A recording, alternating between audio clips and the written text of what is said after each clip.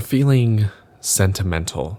Tears of the Kingdom is almost here, and I'm beyond excited to play this game. But at the same time, this feels like the end of an era. And while that is just naturally bound to happen, it also leaves me in a melancholic place. It feels like this game is about to supersede Breath of the Wild in many ways, and that leaves me concerned about how much enjoyment I would get returning to that game in the future. Zelda games tend to stand best together as a collection. They don't replace each other when new titles are released, but instead they enhance each other as parts of an ongoing saga. That's why I can happily revisit all of the old games and still find joy in them. There are other series that don't have this benefit. It's difficult for me to boot up and play Smash for Wii U when Ultimate on Switch exists. But I can happily replay any Zelda game because they work well together, and they don't stop working well when a sequel comes out. Maybe it's because Tears of the Kingdom will be set in the same world, but I think there's more to it than that. I think it also has to do with how much of the game seems to build off of and improve over Breath of the Wild. This has me thrilled and also concerned for Breath of the Wild's longevity and replayability. Maybe I'm overthinking that, but Breath of the Wild is a very special game to me, and maybe that has just as much to do with the game as it does with the place I was in my life when it came out. So I'm going to be self-indulgent and talk about myself for a few minutes.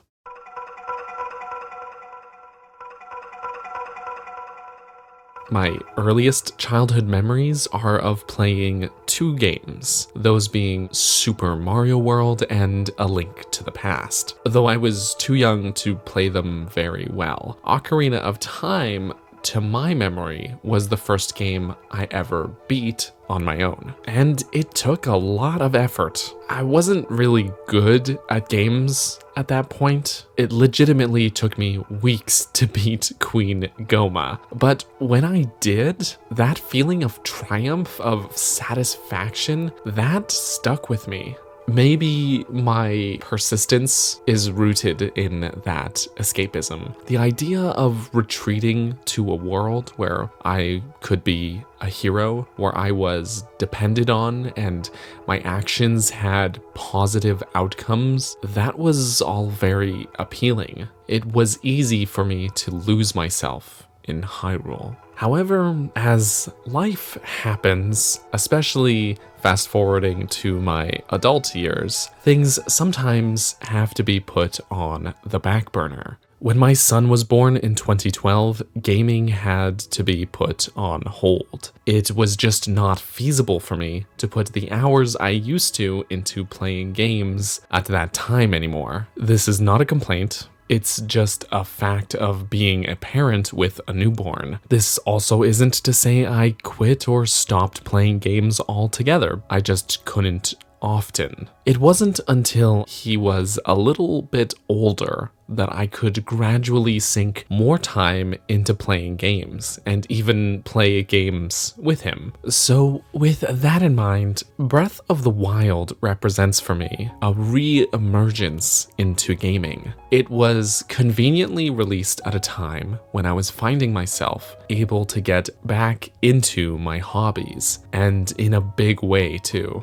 The anticipation for the game inspired me into making gaming content. In many ways, playing Breath of the Wild was, for my adult self, the same as how playing A Link to the Past and Ocarina of Time was for my child self. On March 3rd, 2017, I took the day off work, and I spent that day from when I woke up to very late at night just playing this game. I only stopped because I was falling asleep sitting up on the couch. But the memories I have of that day are some of my most treasured gaming memories. It's hard to articulate that feeling of being on a boundless journey, of always being distracted by something curious or enticing. That feeling of wandering and stumbling into my first Hinox, and the satisfaction of actually taking the thing down. This walk through these ruins leading up to Proxim Bridge, the first Lionel I encountered on Polymus Mountain, which took me over a half hour to actually beat. Knowing so little about what has happened aside from grim implications all over the place, and slowly piecing things together with vague, recovered memories, it's all very thoughtful. This game, despite what people say about it, tells a story. This game has a pull to it, a feeling of discovery around every corner and under every rock. Every ruined wall, every location name that subtly shines up at the bottom of the screen when finding a new area is all contextual to the greater tragedy. To me, Breath of the Wild, especially its earlier hours, feel contemplative in a way that most games just don't, because the story isn't shoved in your face. Instead, the consequences of it resonate within and populate the world. There is no game that I have a higher amount of hours sunk into. I spent well over 300 hours on my first playthrough because I was so enamored. I was so determined to explore everywhere, to discover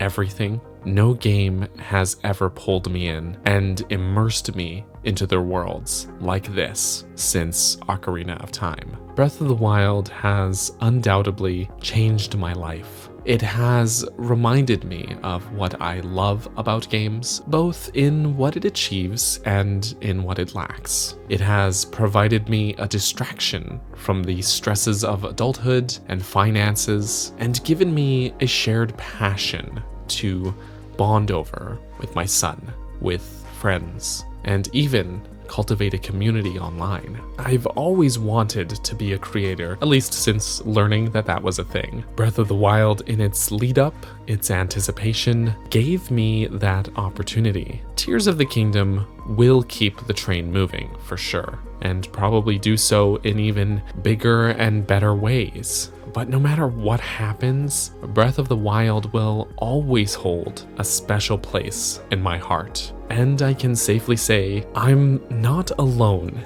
in that regard. The short version of my love of Breath of the Wild is essentially it was the catapult for me launching a YouTube channel. But the slightly lengthier version is a tiny bit more personal. I didn't get the game right when it came out, but Christmas of that same year, my mom was able to scrounge up enough money to get it for our Wii U. And I realized this was actually the first time I played a Zelda game without prior influence from my older brothers. I've always loved The Legend of Zelda, but I never truly played them. I would watch my brothers and got super invested in the story. I adored the music. And every now and again, I would maybe ride around on Epona, play the ocarina, or whatever instrument was available for that game that I was playing, and maybe kill the odd enemy here and there. But then in middle school, I kind of went on this hiatus from video games until Breath of the Wild. And I ate up this game. My entire Christmas break, I was staying up till 2, 3 a.m. just exploring Hyrule. This led to me discovering the rabbit hole of Zelda lore, of Zelda YouTube, which then led to me writing down my thoughts and discussing them with whomever I could, usually in Discord,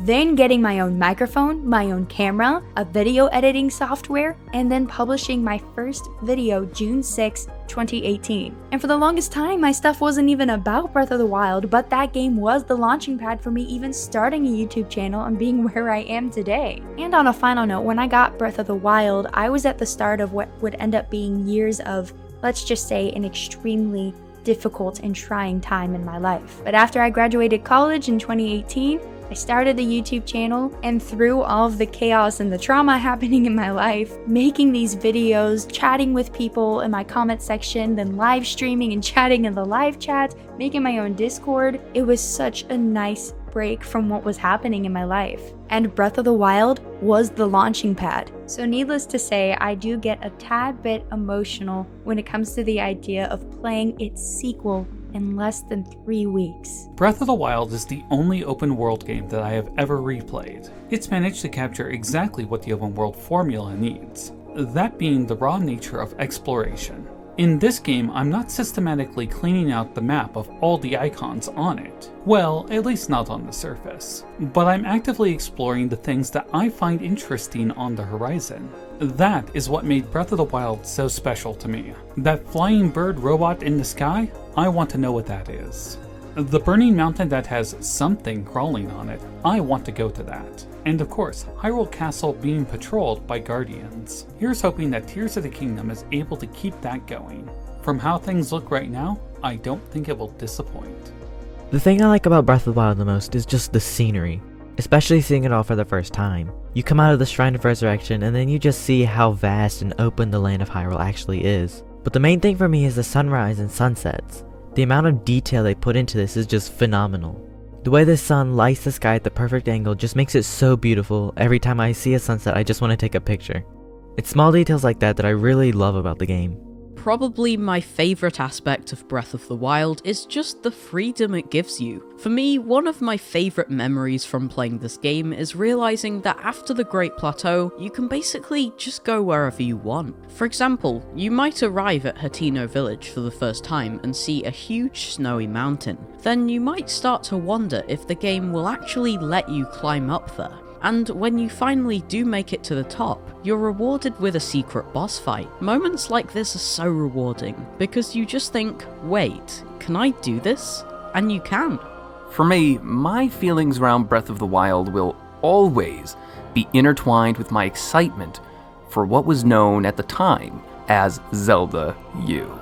You see, in the lead up to Breath of the Wild, all that we knew was that this was going to be the largest Zelda game ever and that it was going to be released on the Wii U, so we all called it Zelda U. And man, I can vividly remember watching that 2014 gameplay demonstration over and over again and being blown away by the part where they zoom out the map and show you how big the overworld map is. Like, holy cow, that was huge at the time. And then, of course, when E3 2016 rolled around, we finally got a name for the game and the date, and I remember running around my living room with my brother in excitement and getting teary-eyed listening to the music. Oh my gosh, you have no idea how exciting that week was for the Zelda community. I got a pre-order as soon as possible, and then all I had to do was wait for basically 3/4 of a year, and then it finally came. But when it arrived at my mailbox, I was a little bit surprised that I had accidentally ordered a Switch cartridge instead of a Wii U CD. I must have entered something incorrectly on the website, because I didn't own a Switch. I had a Wii U. So I called my mom, telling her, hey, Mom, there's an emergency. I got the wrong game. And I somehow convinced her to get it out of her work as soon as possible, to drive me to the local Walmart and get a refund so that I could get the actual Wii U version of the game, which thankfully the store manager was happy to oblige. I still use that copy whenever I want to play Breath of the Wild. I've never actually gotten Breath of the Wild on the Switch, even though I now own a Switch. But I think that's fitting, considering how it was my excitement for Zelda U that made me fall in love with what would eventually become Breath of the Wild. Breath of the Wild had a huge impact on my life. It was my gateway into this community. I met so many nice people through this game. I got to be a part of this community. I found so many amazing Zelda tubers through this game. I met the love of my life through this game. And it inspired me to start this channel. I would not be where I am right now without this game. And I will forever be grateful to this game for everything it brought me. Now, where Tears of the Kingdom is just a few days away, it's a really weird time for me, because I'm actually kind of mourning for Breath of the Wild. Just I'm so excited for Tears of the Kingdom, but I feel like we're leaving Breath of the Wild behind. There will be no more, here are some more facts you did not know about Breath of the Wild videos.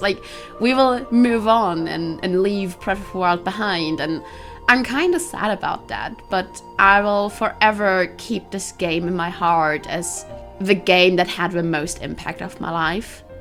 And I will forever, forever, forever be so grateful for what this game brought into my life. So yeah, I'm actually crying right now.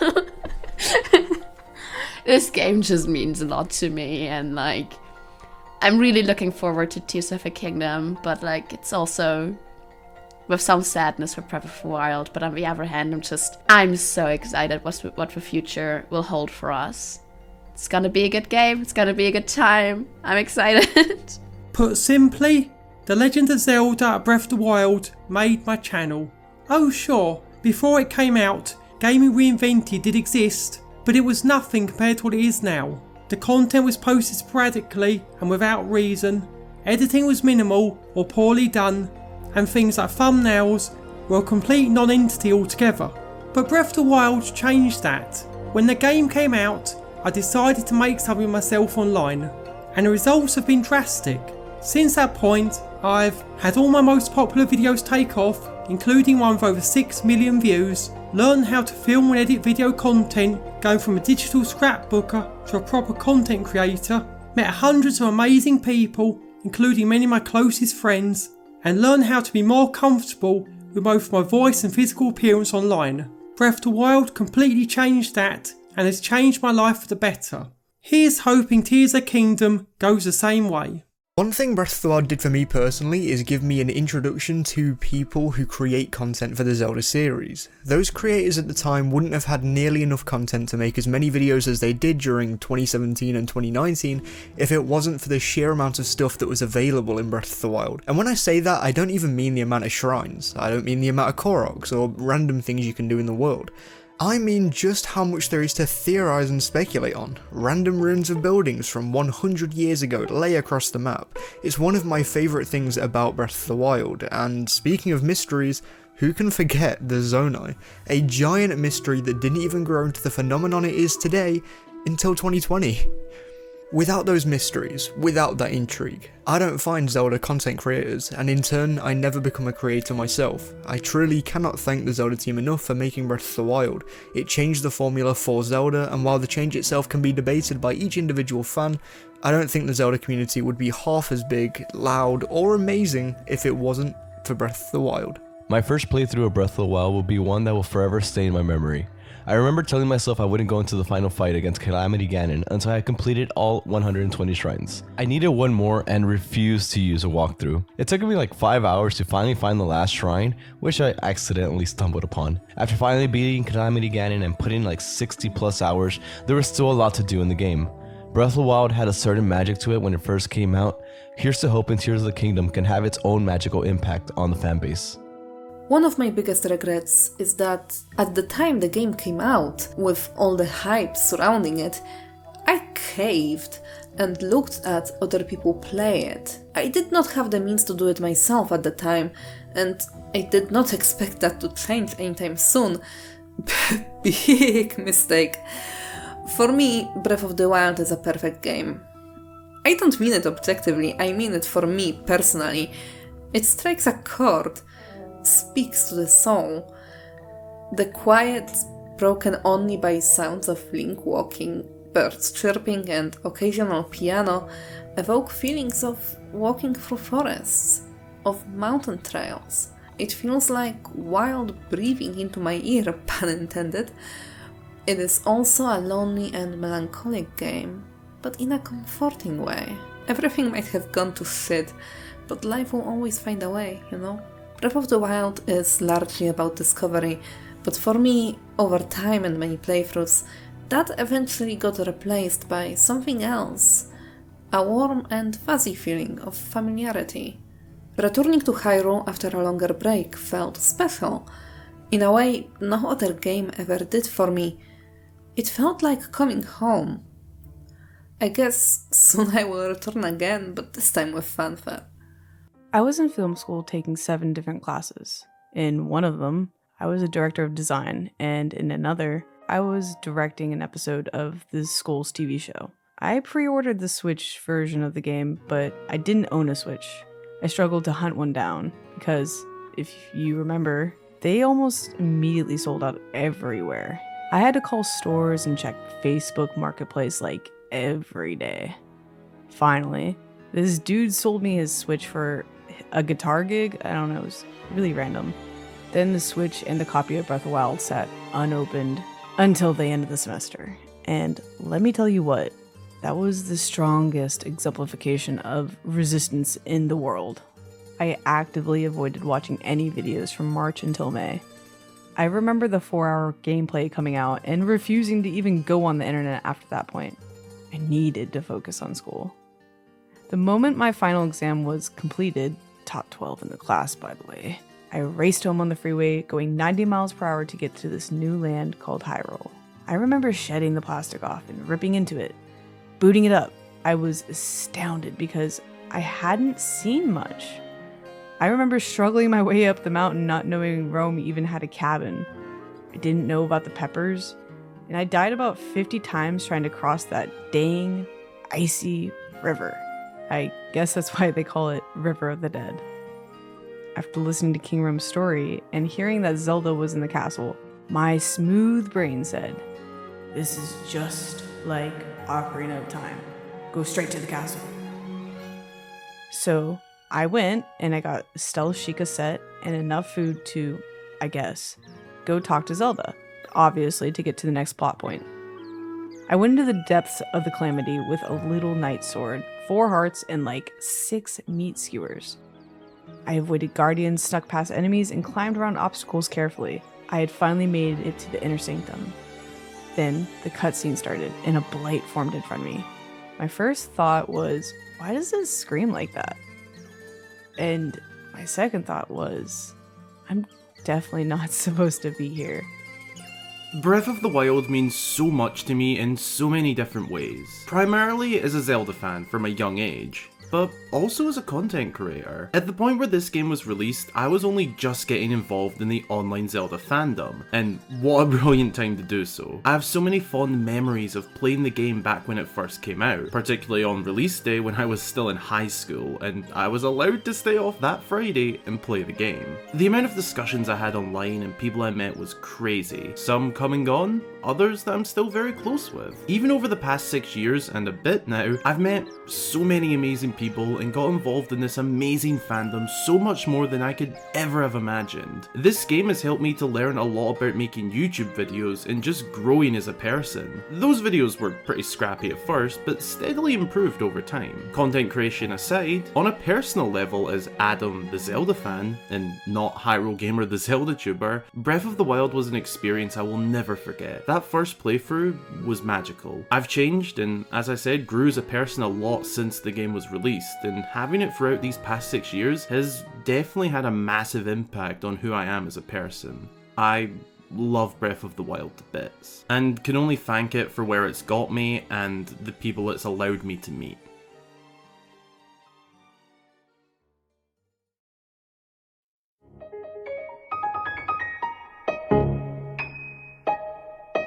I'd like to thank all of my fellow creators who agreed to participate in this little project and share their words. This game is undoubtedly very special, and while Tears of the Kingdom may dominate the greater conversation for a good while going forward, I will never stop respecting the hell out of Breath of the Wild for changing the landscape of gaming and for having such a big impact on my life. Thank you all so much for watching. Before we end this off, I just wanted to say thank you to the lovely people who supported me on Patreon or here on YouTube as a channel member, including but not limited to Grey Mage, Brenda, Tetra, Callie, Hylian West, Justin, Midnight Naomi, and Bunny. Thank you all so much for the support and for watching, and I will catch you all next time. Bye-bye.